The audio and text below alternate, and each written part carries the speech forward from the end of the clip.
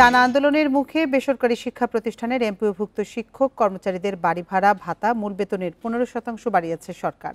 2 দফায় 7.5% করে কার্যকর হবে। প্রথম দফায় নভেম্বরে এবং দ্বিতীয় দফায় আগামী বছরের জুলাইয়ে বাড়বে বাড়ি ভাড়া।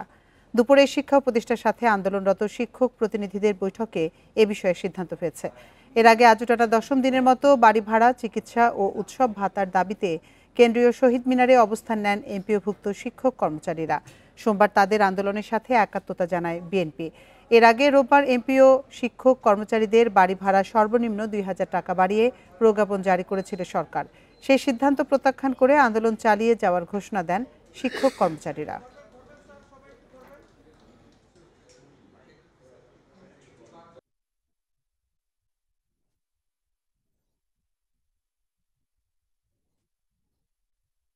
প্রধান উপদেষ্টার সাথে কথা বলে কয়েক দফায় এখানে আলাপ আলোচনা হয়েছে অন্যান্য উপদেষ্টাদের নিয়ে, এবং অবশ্যই আমরা এই ক্লিয়ারেন্সটা এখন এটা আমরা যেটা পেলাম যে আমাদের এটা করতে হবে, এবং সেই প্রেক্ষিতেই আজকের এই ঘোষণা যেটা হলো যে 5% থেকে 7.5% এই 7.5% এই বছর, এবং আগামী বছর এটা পুরোটা উন্নীত হয়ে 17%, 15% সেটা হবে। সরকারের সামর্থ্য এটাও আমাদের বিবেকবান শিক্ষক হিসাবে আমরা এটা বিবেচনায় নিয়েছি।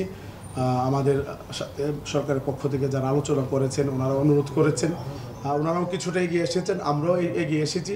সব মিলে আমরা একটা সুন্দর সমাধান হয়েছে। তত্ত্বাবধায়ক সরকার ব্যবস্থা ফেরাতে করা রিভিউ আবেদনের শুনানি আগামীকাল পর্যন্ত মুলতবি করা হয়েছে। এর আগে সকাল 9:30টায় প্রধান বিচারপতির নেতৃত্বাধীন 7 সদস্যের পূর্ণাঙ্গ আপিল বেঞ্চে শুনানি শুরু হয়, শেষ হয় দুপুর 1:30টায়। এর আগে 27 আগস্ট প্রধান বিচারপতি ফুল বেঞ্চে শুনানি করে পুনরায় আপিল শুনানির আদেশ দেন। তত্ত্বাবধায়ক সরকার ব্যবস্থার একটা স্থায়ী সমাধান হওয়া দরকার বলে সেদিন মন্তব্য করেন প্রধান বিচারপতি। অ্যাটর্নি জেনারেলও এই ইস্যুতে মতামতে বলেন, রাষ্ট্রের মূল কাঠামোতে আঘাত করেছে ত্রয়োদশ সংশোধনী বাতিলের রায়। জামায়াত, বিএনপি, বদিউল আলম মজুমদার সহ 5টি পক্ষ ত্রয়োদশ সংশোধনী বাতিলের রায়ের উপর এই রিভিউ আবেদন করে।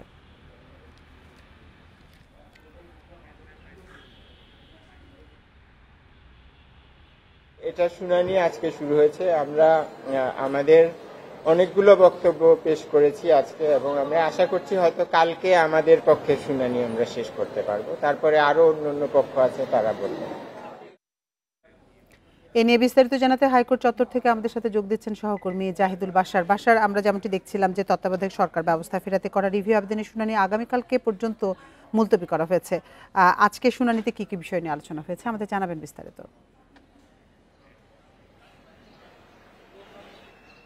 জি, দেখুন, এটি এই মুহূর্তে বাংলাদেশের, এবং ইলেকশন যেহেতু একেবারে কাছাকাছি আসছে, ফেব্রুয়ারিতে রোডম্যাপ দেওয়া হয়ে গেছে, এই সময় সবচেয়ে গুরুত্বপূর্ণ একটি প্রশ্ন তত্ত্বাবধায়ক সরকার ব্যবস্থা ফিরে আসছে কিনা, নির্বাচন কিভাবে হবে।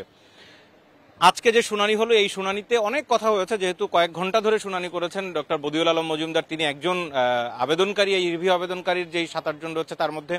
তো তার আইনজীবী ডক্টর শরীফ ভুইয়া, তিনি কিছুক্ষণ আগে ব্রিফিংও করেছেন, এবং আজকে শুনানিতে মোটা দাগে তিনি যে বিষয়গুলো বলেছেন তার মধ্যে অন্যতম গুরুত্বপূর্ণ হচ্ছে যে সংবিধানের বেসিক স্ট্রাকচার অর্থাৎ মৌলিক কাঠামোতে আঘাত করা হয়েছে এই তত্ত্বাবধায়ক সরকার ব্যবস্থা বাতিল করে। কিভাবে সংবিধান কেন প্রণয়ন করা হয়েছিল, সংবিধানের মূল আকাঙ্ক্ষাটা কি, সেটি হচ্ছে জনগণের যে অধিকার প্রতিষ্ঠা করা, গণতন্ত্র প্রতিষ্ঠা করা, মানবাধিকার প্রতিষ্ঠা করা, মৌলিক অধিকার প্রতিষ্ঠা করা, এগুলোর জন্যই তো সংবিধান।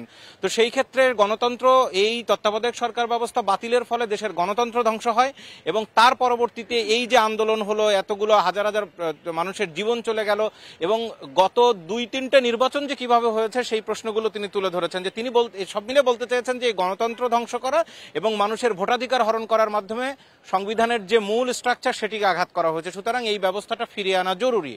দেখুন, এইখানে এই আজকের শুনানিতে সেই সময় 2011 সালের 10 মে যখন এই ব্যবস্থা বাতিল করে, তত্ত্বাবধায়ক সরকার ব্যবস্থা বাতিল করে রায় দেওয়া হয়েছিল বিচারপতি খায়রুল হকের নেতৃত্বের পূর্ণাঙ্গ বেঞ্চের, সেই সময় একটা বড় যুক্তি যেটি ছিল এটি বাতিল করা, সেটি হলো যে দেশের ক্ষমতায় একদিনের জন্য কোনো অনির্বাচিত কারোর কাছে যাতে না থাকে, সেই বিষয়টাকে অত্যন্ত গুরুত্ব দেওয়া হয়েছিল ওই রায়ে। আজকের শুনানিতে রিটকারীর আইনজীবী, আবেদনকারীর আইনজীবী, তিনি তুলে ধরেছেন যে দেশে সরাসরি মানুষের বা জনগণের ভোটে অনির্বাচিত বা নির্বাচিত হন না এরকম অনেকেই কিন্তু দেশের ক্ষমতায় রয়েছেন। যেমন রাষ্ট্রপতির কথা বলেছেন, রাষ্ট্রপতি সরাসরি তিনি জনগণের ভোটে নির্বাচিত নয়। টেকনোক্র্যাট কোটায় যে মন্ত্রীরা আসেন তারাও কিন্তু কখনোই জনগণের ভোটে নির্বাচিত হন না, এরকম অনেকগুলো উদাহরণ তিনি তুলে ধরেছেন। একই সাথে আইনজীবী আজকে আদালতকে বলেছেন যদি জনগণ চায়, অর্থাৎ পার্লামেন্টের সামনে যদি এটি পাশ করা হয় যে তত্ত্বাবধায়ক ফিরে আসবে, সেটি জনগণের আকাঙ্ক্ষা, সুতরাং সেই ব্যবস্থা ফিরতে তো কোনো সমস্যা নাই।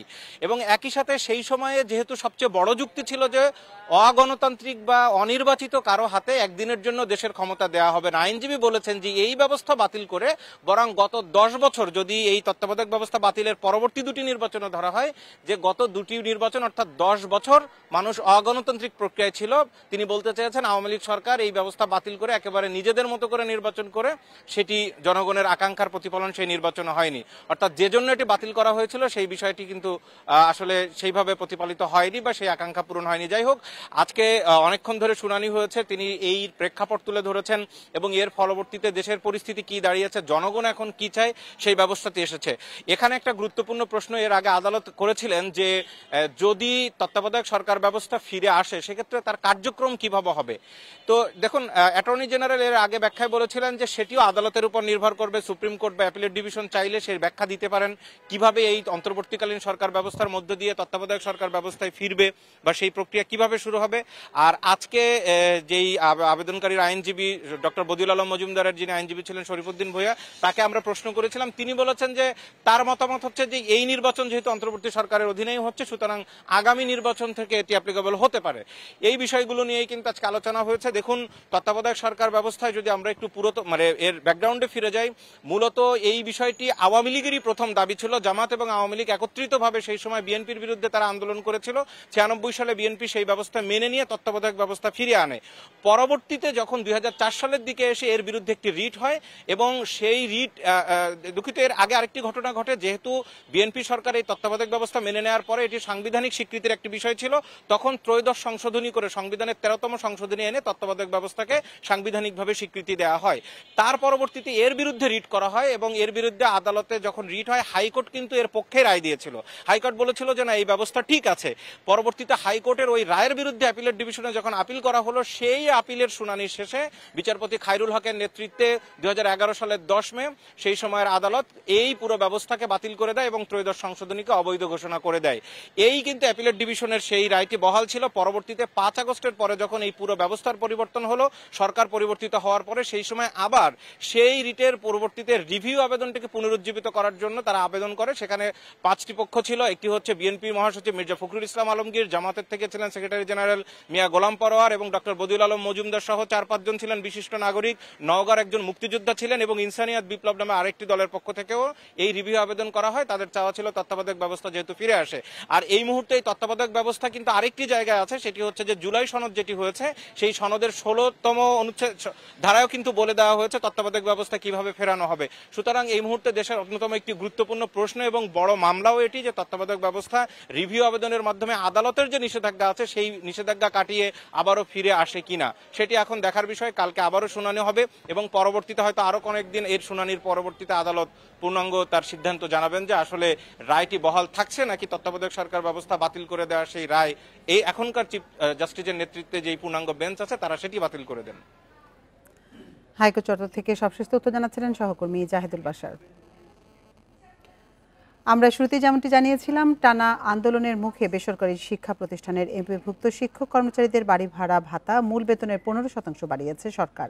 এ নিয়ে বিস্তারিত জানাতে বার্তাকক্ষ থেকে আমাদের সাথে যোগ দিচ্ছেন সহকর্মী তানভীর আহমেদ। তানভীর আহমেদ, আমরা যেমনটি দেখেছি এর আগে বেসরকারি এমপিভুক্ত শিক্ষকদের বাড়ি ভাড়া 15% বাড়ানো হয়েছে এবং 2 দফায় এটি কার্যকর হবে।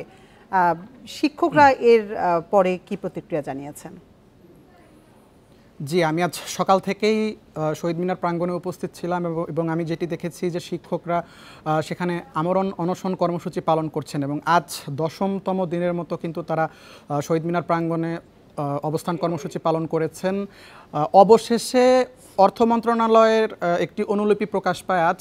মোসাম্মদ শরীফুন্নেসা, যিনি অর্থ মন্ত্রণালয়ের উপসচিব, তার স্বাক্ষরিত অনুলিপিতে বলা হয়েছে যে 7.5% হারে আসলে প্রথমে বাড়ি ভাড়া বৃদ্ধি করা হবে এবং এটি 1 নভেম্বর থেকে কার্যকর এবং ধাপে ধাপে এক পর্যায়ে গিয়ে দুঃখিত এবং এক পর্যায়ে বাজেটের পর আগামী বছরের মাঝামাঝি 26-এর মাঝামাঝি জুনের 1 তারিখ থেকে আসলে বাকি 7.5% কার্যকর করা হবে, অর্থাৎ সর্বমোট 15% বাড়ি ভাড়া কার্যকর হবে বলে একটি অনুলিপি প্রকাশ পেয়েছে অর্থ মন্ত্রণালয় থেকে এবং শিক্ষকরা সম্মতি প্রকাশ করেছেন এবং তারা তাদের যে অবস্থান কর্মসূচি এবং তাদের যে বেতন ভাতা বৃদ্ধির 3 দফা দাবিতে যে আন্দোলন ছিল সেই আন্দোলনটি তারা আপাতত স্থগিত করেছেন এবং তারা আগামীকাল থেকে ক্লাসে ফিরে যাবে বলেছেন।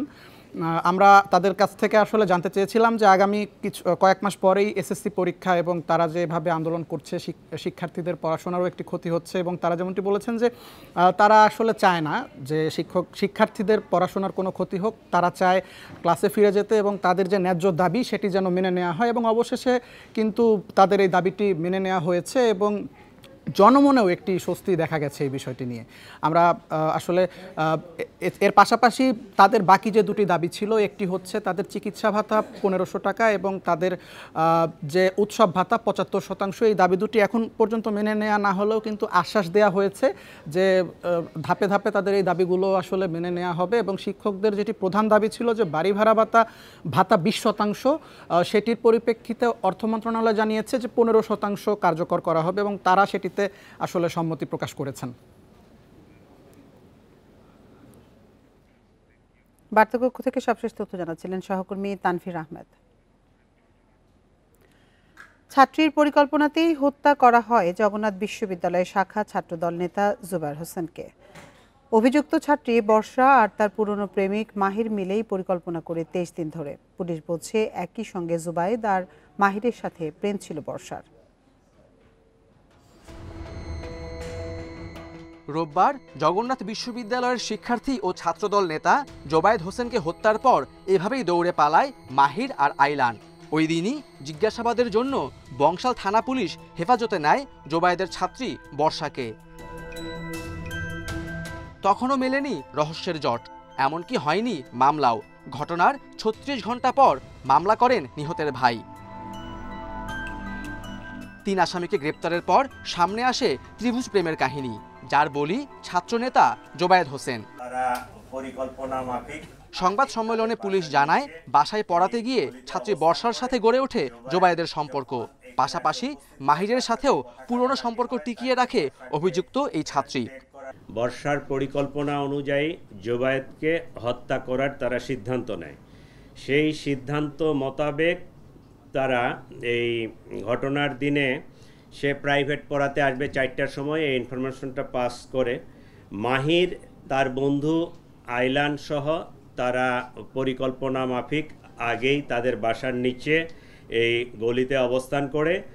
জিজ্ঞাসাবাদে গ্রেপ্তারকৃতরা জানায় প্রথমে ভয়ভীতি দেখাতে চাইলেও বর্ষার চাপে হত্যার পরিকল্পনা হয়। জোবায়েদের গলায় কোপ দেয় মাহির নিজেই। জোবায়েদ 1 বছর ধরে মেয়েটাকে পড়াচ্ছে, সে জগন্নাথ বিশ্ববিদ্যালয়ের ছাত্র। মেয়েটা এর প্রতিও দুর্বল হয়ে যায় জোবায়েদের প্রতি। এই এখন তো ওই যে মাইন্ড হচ্ছে টিল্টিং, যখন মাহিরের কাছে যায় তখন মাহিরের, যখন জোবায়েদের কাছে যায় তখন জোবায়েদের। হত্যার সময় ঘটনাস্থলেই ছিলেন বর্ষা, তার কাছে প্রাণ ভিক্ষা চাইলেও তাতে মন গলেনি বর্ষার, দাবি পুলিশের। জোবায়েদ যখন মারা যায় তখন বর্ষা উপস্থিত ছিল। Khaled Raihan, independent news, Dhaka. আমদানি কুরিয়ার সার্ভিস থেকে হযরত শাহজালাল আন্তর্জাতিক বিমানবন্দরের কার্গো ভিলেজে আগুনের সূত্রপাত প্রাথমিকভাবে এমনটাই ধারণা করেছে বেবিচক। বেলা 11টায় কুর্মিটোলায় সংবাদ সম্মেলনে সংস্থার চেয়ারম্যান জানান, ফায়ার সার্ভিসের গাড়ি ভেতরে ঢুকতে না দেওয়ার অভিযোগ সত্য নয়। কেউ যদি প্রমাণ দিতে পারেন তাহলে কঠোর ব্যবস্থা নেওয়া হবে। বেবিচক chairman air vice marshal Mohammad Mustafa Mahmud Siddique জানান, রানওয়ের অ্যাপ্রনে যে পণ্য স্তূপ করে রাখা হয়েছিল, যার কারণে ফায়ার সার্ভিস ঢুকতে পারে নাই, তার দায় বিমান, ঢাকা কাস্টমস হাউস ও C&F এজেন্টদের। নিয়ম অনুযায়ী 21 দিনের মধ্যে তা অপসারণ করা। তিনি আরও জানান, সপ্তাহে 1 দিন ফায়ার ড্রিল করা হয় শাহজালাল আন্তর্জাতিক বিমানবন্দরে। আগুনের ক্ষেত্রে আইকার যে প্রোটোকল আছে তা সম্পূর্ণ মেনে চলে বেবিচক। আগুন লাগার পর 15টি ফ্লাইট ডাইভার্ট করা হয়। এর মধ্যে 4টি কলকাতায় এবং 1টি কাঠমান্ডু ল্যান্ড করে। কার্গো অপারেশন একদিনের জন্য বন্ধ হয়নি। 9 নম্বর গেট দিয়ে কার্যক্রম চালু আছে। নান অফ দেম কেউ বলে নাই তাদের কোনো ফায়ার ফাইটিং ভেহিকেল ভিতরে ঢুকতে দিয়ে বাধা দেওয়া হয়েছে। শুধু একটা ঘটনা ঘটেছে, ফায়ার ফাইটিং ভেহিকেল অনেকগুলো অ্যাপারেটাস থেকে, নানা রকম ভেহিকেল থেকে, কোনোটা আছে পানি দেয়, কোনোটার মধ্যে ফোম দেয়, এবং কোনোটা আছে যে কেমিক্যাল কন্ট্রোল করার জন্য স্পেশাল কিছু জিনিসপত্র ক্যারি করে। ওদের 2টা ভেহিকেল আছে যেটার ভিতরে অক্সিজেন লিকুইড অথবা ফোম টাইপের থাকে, সে অক্সিজেন 2টা ভেহিকেল আছে, সেই 2টা ভেহিকেল 8 নম্বর গেটে বাইরে রাখা হয়েছে।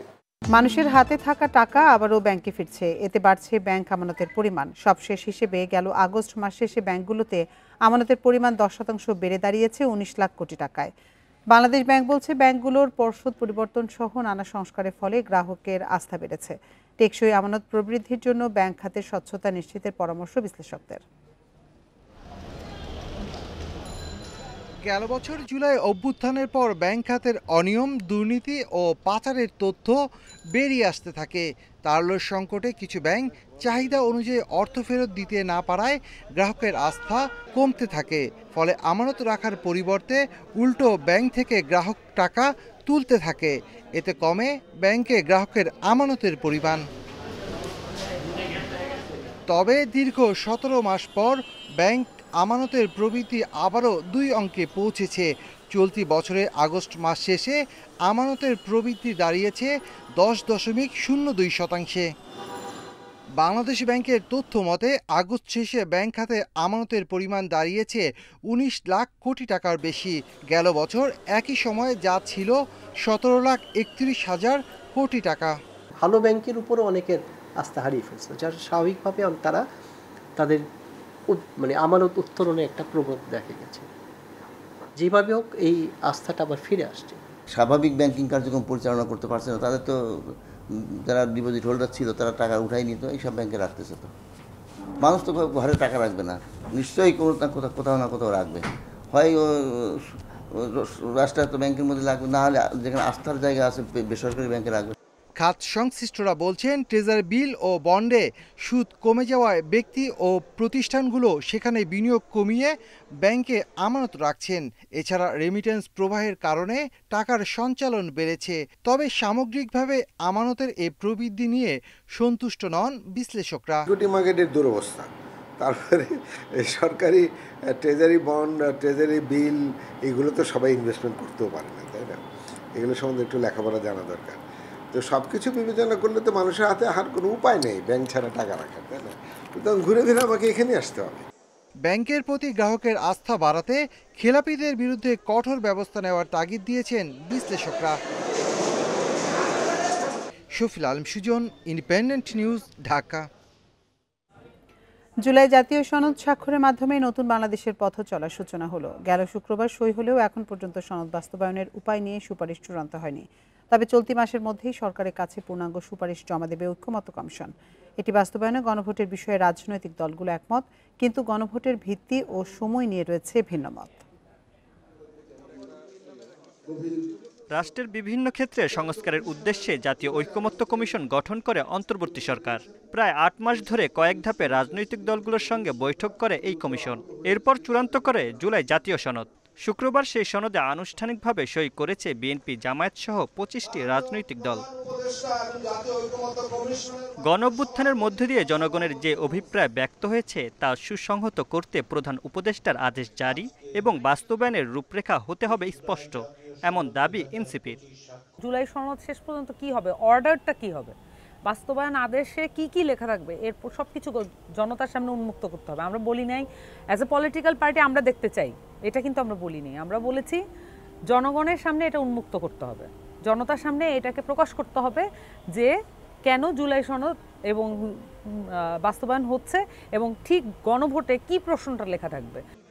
জুলাই সনদ বাস্তবায়নে গণভোটের বিষয়ে রাজনৈতিক দলগুলো একমত, কিন্তু এর ভিত্তি এবং ভোটের সময় ও প্রশ্ন কি হবে এসব বিষয় রয়েছে মতপার্থক্য। জুলাই জাতীয় সনদ বাস্তবায়ন সংক্রান্ত যে কোনো প্রক্রিয়া যেগুলো আমরা একমত হয়েছি বা কেউ কেউ গণভোটের তারিখ নিয়ে হয়তো বিভিন্ন রকমের প্রস্তাব আছে, এগুলো প্রক্রিয়া, কিন্তু বাস্তবায়ন হবে পরবর্তী জাতীয় সংসদ সেই প্রস্তাবগুলো গ্রহণ করতে যাতে বাধ্য থাকে সেজন্য গণভোটের প্রস্তাব আমরা করেছি। বিএনপিও এসে এখন একমত হয়েছেন যে আমরা গণভোটেই হচ্ছে তার সমাধান, তাইলে জুলাই জাতীয় সনদ নিয়ে তো কোনো দ্বিমত আমি দেখি না। তার সমাধানটাও কি? গণভোট। এই ব্যাপারে পুরো জাতি আমরা একমত। শুধু এটা বাস্তবায়নের প্রক্রিয়া নিয়ে আমাদের সাথে দ্বিমত। আমরা মনে করছি যে এটা আগে এখনই হওয়া উচিত এবং এটা নভেম্বরের মধ্যে হলে সব দিক থেকে ভালো। এটা মানসিক প্রশান্তি সহ আমরা জাতীয় সংসদ নির্বাচনে অংশগ্রহণ করতে পারবো। কয়েকটি দাবি পূরণ না হওয়ায় এনসিপি, কমিউনিস্ট পার্টি সহ 5টি দল এখনও জুলাই সনদে সই করেনি। এদিকে ঐকমত্য কমিশনের মেয়াদ 31 অক্টোবর পর্যন্ত বাড়ানো হয়েছে। এর মধ্যেই সরকারের কাছে সুনির্দিষ্ট ও পূর্ণাঙ্গ সুপারিশ জমা দেওয়া হবে। Mamunur Rahman, independent news, Dhaka. দিনাজপুরের বড়পুকুরিয়া তাপবিদ্যুৎ কেন্দ্রে বিদ্যুৎ উৎপাদন পুরোপুরি বন্ধ রয়েছে। রোববার রাতে যান্ত্রিক ত্রুটির কারণে বিদ্যুৎ উৎপাদন পুরোপুরি বন্ধ হয়ে যায়। ফলে জাতীয় গ্রিডে বন্ধ রয়েছে 525 মেগাওয়াট বিদ্যুৎ সরবরাহ। তাপবিদ্যুৎ কেন্দ্র কর্তৃপক্ষ জানায় 525 মেগাওয়াট ক্ষমতাসম্পন্ন তাপবিদ্যুৎ কেন্দ্রের 3টি ইউনিট, সবশেষ 125 মেগাওয়াটের 1 নম্বর ইউনিটটি বন্ধ হয় রোববার। এর আগে বৃহস্পতিবার 275 মেগাওয়াটের 3য় ইউনিটটিও বন্ধ হয়ে যায়। এছাড়াও 2020 সাল থেকে বন্ধ রয়েছে 2 নম্বর ইউনিটটি। তাপবিদ্যুৎ কেন্দ্রের প্রধান প্রকৌশলী আবু বকর সিদ্দিক জানান, 1 সপ্তাহের মধ্যে 1 নম্বর ইউনিটটি চালু করা যাবে, তবে বাকি 2টি ইউনিট কবে চালু করা যাবে তা এখনও নিশ্চিত নন তারা। এদিকে বড়পুকুরিয়া তাপবিদ্যুৎ কেন্দ্রের উৎপাদন পুরোপুরি বন্ধ হয়ে যাওয়ায় দিনাজপুর ও রংপুর অঞ্চলে বেড়েছে লোডশেডিং।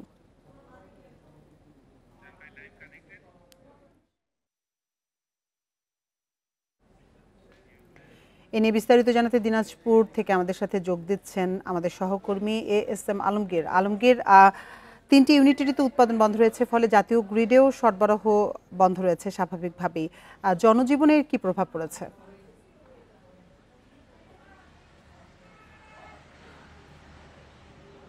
জানেন যে দিনাজপুরের বড়পুকুরিয়া যে তাপবিদ্যুৎ কেন্দ্র, এই তাপবিদ্যুৎ কেন্দ্র থেকে 525 মেগাওয়াট ক্ষমতা সম্পন্ন, কিন্তু এই ক্ষমতা সম্পন্ন হলেও আসলে গত 4 বছর ধরে একটি ইউনিট 125 মেগাওয়াটের একটি ইউনিট কিন্তু এটি বন্ধ ছিল, যার কারণে কিন্তু আসলে সবসময় খুঁড়িয়ে এই তাপবিদ্যুৎ কেন্দ্রটি প্রথম থেকেই নির্মাণের প্রথম থেকে কিন্তু এটি খুঁড়িয়ে চলছিল। ফলে এই তাপবিদ্যুৎ কেন্দ্র থেকে কখনো পর্যাপ্ত বিদ্যুৎ কিন্তু উৎপাদন জাতীয় গ্রিডে যায়নি।